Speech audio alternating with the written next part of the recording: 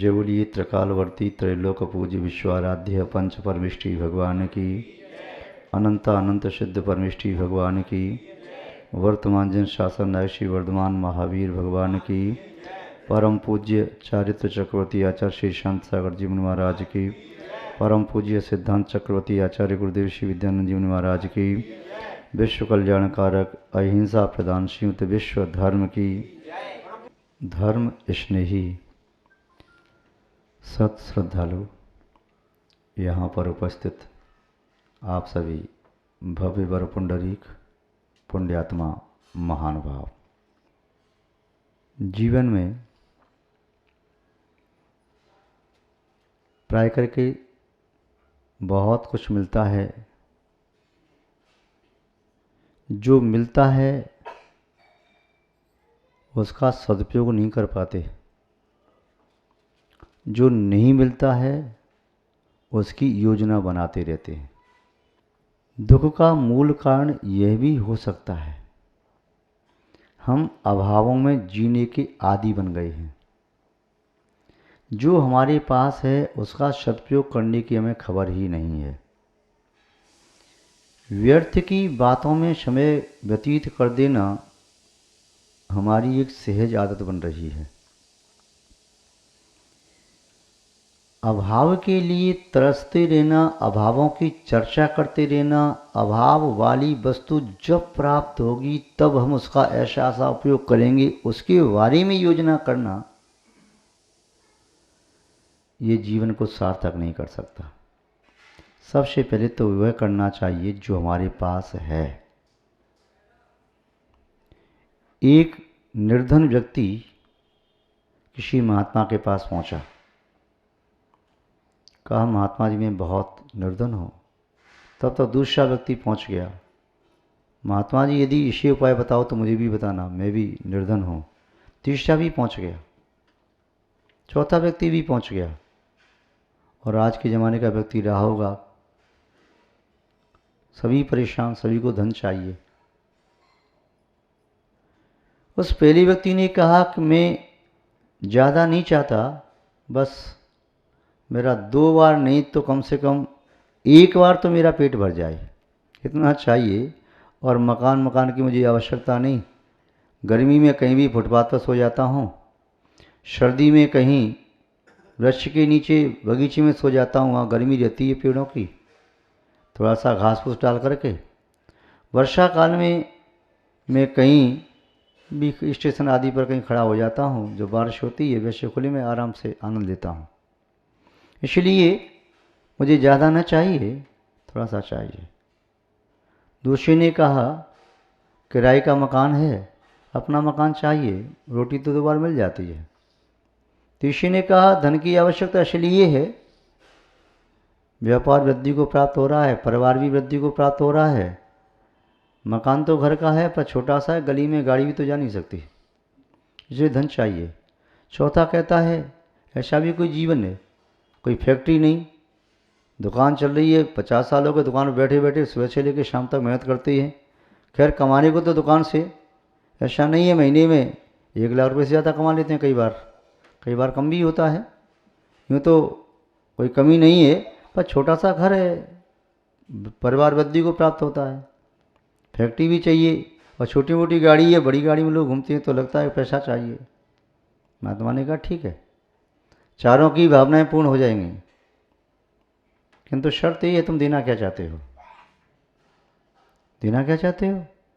आपके पास कोई व्यापार थोड़ी है, जब कोई वस्तु खरीदनी है तो मार्केट में ले लेंगे। बोले मैं आपको दे भी नहीं रहा, किंतु उसके बदले में आप क्या देना चाहते हो। एक साथ 2 चीज़ नहीं मिल सकती। प्रकाश चाहिए तो अंधकार को छोड़ना पड़ेगा, सुख चाहिए तो दुख को छोड़ना पड़ेगा, ज्ञान चाहिए तो अज्ञानता को छोड़ना पड़ेगा, शांति चाहिए तो शांति को छोड़ना पड़ेगा। अब आप यही मान लो कि आप जिसे प्राप्त करके निर्धन हैं, तो उस दशा को छोड़ करके जैसे कोई व्यक्ति को चाहता है तो उसकी वे वर्तमान की दशा वो तो छोड़नी पड़ेगी। हाँ ये तो ठीक है, निर्धनता को छोड़ के हम धनी होना चाहते हैं, तो आपकी जो वर्तमान की दशा उसे पूरा छोड़ने को कौन तैयार है। भिखारी कहता है मैं तैयार हूँ, मेरे पास 1 रोटी है, मैं दान दे दूँगा, उसने दी। उससे बड़ा व्यापारी था जो सोच रहा था कि भोजन तो 2 बार मिल जाता है, मकान घर का नहीं है, उसने कहा मैं भी जो मेरे पास वर्तमान काल में उसमें आधी संपत्ति दे सकता हूँ, बिल्कुल ईमानदारी से दान कर सकता हूँ। तीसरे से कहा और 25% कर सकता हूँ। अगले से कहा, उसने कहा 10% से ज़्यादा नहीं, मर जाऊँगा नहीं तो मैं। उसने कहा जैसे उसने दान दिया है वैसे ही प्राप्त करने का अधिकार है। सबसे पहले हम जो चाहते हैं पहले त्याग करना तो सीखें। बिना त्याग किए पीछे वाले पैर को उठाए बिना अब पैर को आगे कैसे बढ़ाओगे? पहले पीछे का तो जमीन त्याग करनी पड़ेगी, तब पैर वो आगे बढ़ेगा। व्यक्ति चाहता है कि जो कुछ मेरे पास है इसमें बदलाव ना आए और आगे बढ़ता चला जाए। खेत में पहले से जो कुछ फसल खड़ी है उसमें दाना एक भी नहीं है, केवल वृक्ष खड़ी हैं, कुछ सूख रही है, कुछ हरे से भी हैं। इन पेड़ों को तो मैं काटूंगा नहीं, किंतु नई फसल मेरे पास प्राप्त हो जाए, अलग बीज बोना चाहता हूँ। ऐसा कैसे हो सकता है? पहली पुरानी फसल को तो काटना पड़ेगा, अपने खेत को जोतना पड़ेगा, उसके बाद ही तो बीज बो सकते हो। और हम चाहते हैं कि हमें पूर्व पुण्य से या पाप से जो कुछ प्राप्त हुआ है उस फसल को तुम काटना नहीं चाहते, उसको तो अलग करना नहीं चाहते, आगे के लिए भी प्राप्त हो जाए, मिलता चला जाए। ऐसा नहीं होता है। महानुभाव आचार्य महोदय कह रही हैं, जीवन में यदि कुछ प्राप्त करना है तो देना सीखो। कुएं में पानी भरा है, नया पानी स्रोत का तब तक नहीं आएगा जब तक कुएं से पानी खींचोगे नहीं। नदी का पानी एक जगह रुक जाए तो और पीछे वाला पानी आएगा नहीं। बांध लगा हुआ है, ये पानी आगे जाएगा तो पीछे पानी आ जाएगा। पाइप में पानी आ रहा है, किसी ने हाथ लगा के पाइप को बंद कर दिया तो पीछे पानी जो भर रहा है पानी यहाँ तक नहीं आएगा, ये पानी निकलेगा तब पीछे वाला पानी आएगा। निकलने दो, जो कुछ है उसे छोड़ो। तुम्हारे लिए उपयोगी नहीं है तो छोड़ दो। तुम तुम्हारी जो उपयोगी जिसे मांगना चाहती हो उसे प्राप्त करने के लिए पैसे छोड़ने के लिए तैयार हो जाओ। पूर्वजों की रीति और नीति रही, जो कि आचार्य महोदय ने लिखा है अज संकृति नाम के ग्रंथ में, ऋजुंजदि सदव्यणम परिवारम च जुंजदि सब पाणी हो ऋझेदी बथुणी ओ उंचंजदि। आचार्य महोदय क्या कहना चाह रहे हैं यहाँ पर? अज संकृति ग्रंथ के कर्ता महोदय कह रहे हैं ऋजुंजदि सदव्यण परिवारम च जुंजदि। उसने अपने जीवन में धोती का एक जोड़ा भी नहीं जोड़ा। उसने अपने जीवन को चलाने के लिए, वृद्ध अवस्था के लिए 2 आना पैसा भी नहीं जोड़ा। उसने कोई आभूषण, वस्त्र आदि या और कुछ जोड़ने की भावना नहीं रखी। कोई अलग से मकान बनाई हो, गोदाम बनाई, फैक्ट्री दुकान वगैरह बनाई, नहीं बनाया। किंतु हाँ, जब तक वो जीवित रहा तब तक उसने पूरे परिवार को जोड़ा। तब तक परिवार का कोई सदस्य बिखर नहीं पाया, रिश्तेदार बिखर नहीं पाए, नातेदार बिखर नहीं पाए। जब तक वे रहे तब तक देहरी पर हर रिश्तेदार आता था, नातेदार आता था, भाई बंधु आते थे, चाचा ताऊ के बेटे थे वो भी आते थे, चाचा ताऊ की बेटियां थी बहनें वे भी आती थी देहरी पर। इतना ही नहीं, अड़ोसी पड़ोसी भी आते थे, मित्र भी आते थे।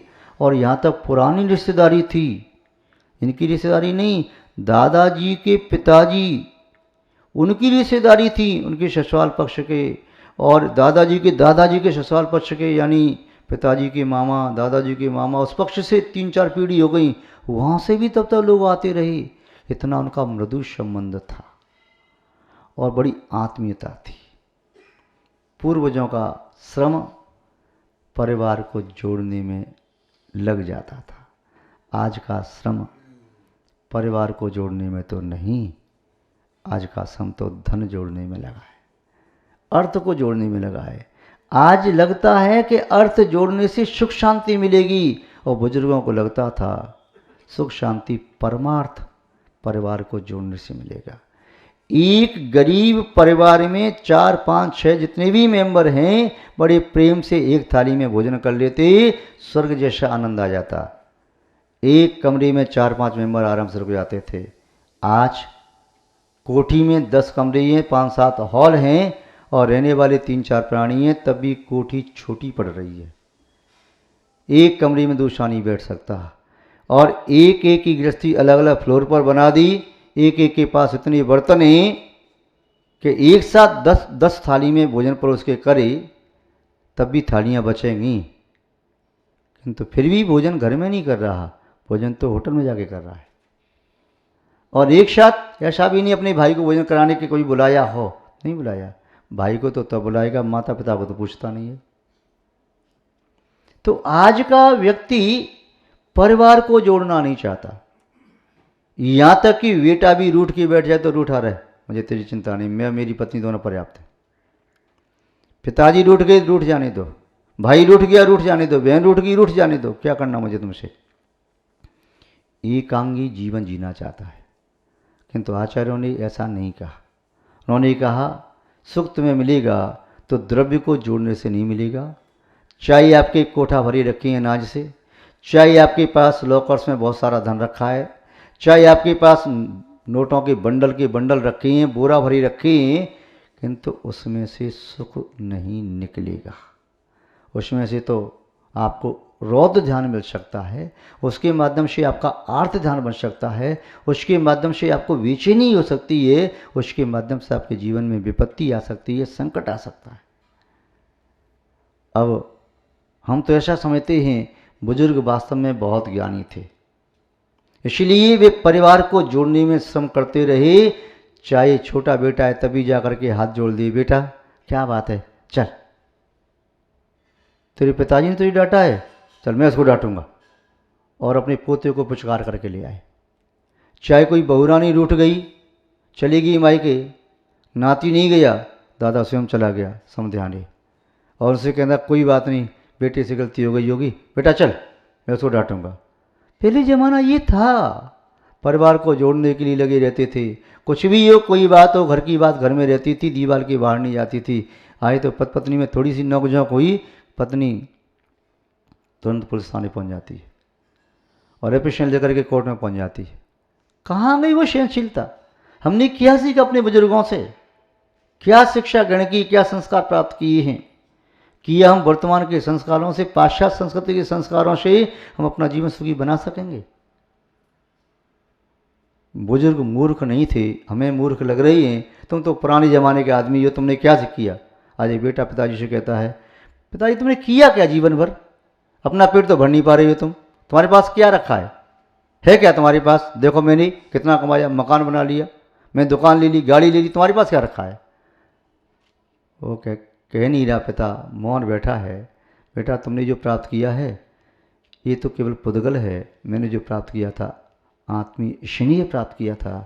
आज सैकड़ों हजारों दुआएं मेरे साथ लगी हैं, किंतु तेरे साथ तेरी पत्नी भी साथ देने वाले नहीं है, तेरे साथ तेरा पुत्र भी साथ देने वाला नहीं है।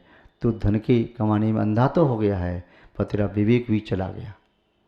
तो पूर्वजों ने जो किया, लिज्जुंजदि सदव्येण, द्रव्य का संयोजन नहीं किया, द्रव्य इकट्ठा नहीं किया।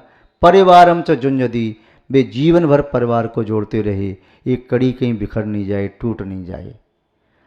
सब पाणी हो लिज्जेति, उन्होंने क्या किया?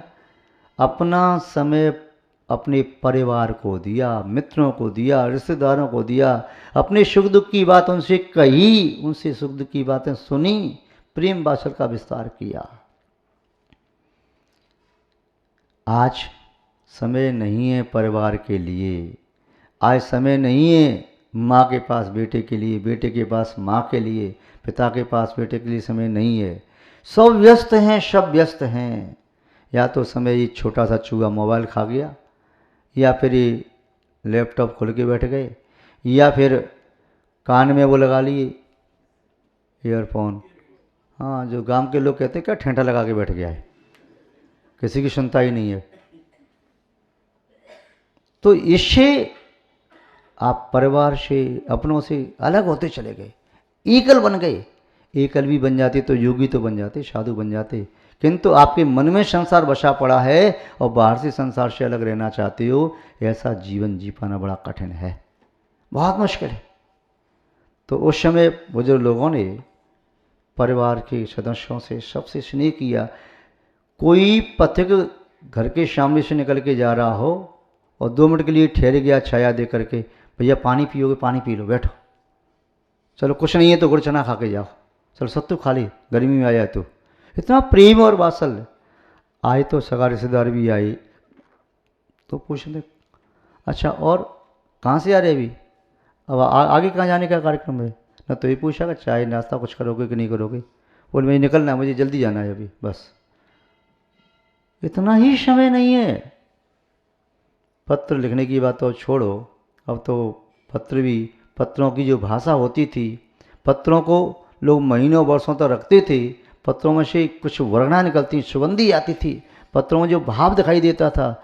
अब तो वही रिश्ते नाते 2 मिनट में लिखे और 1 सेकंड में उंगली फेर दी तो डिलीट हो गए, ऐसे रिश्ते नाते हैं, महानुभाव। किंतु पहले प्रेम और वात्सल्य का विस्तार होता था। पहले व्यक्ति से तो प्रेम करता था, वस्तु का उपयोग करता था, और आज है वस्तु से प्रेम करने लगा है और व्यक्ति का उपयोग करने लगा। जितने काम का व्यक्ति उतना काम निकालो और बस यूज एंड थ्रो। ये पाश्चात्य संस्कृति आ गई, यूज एंड थ्रो।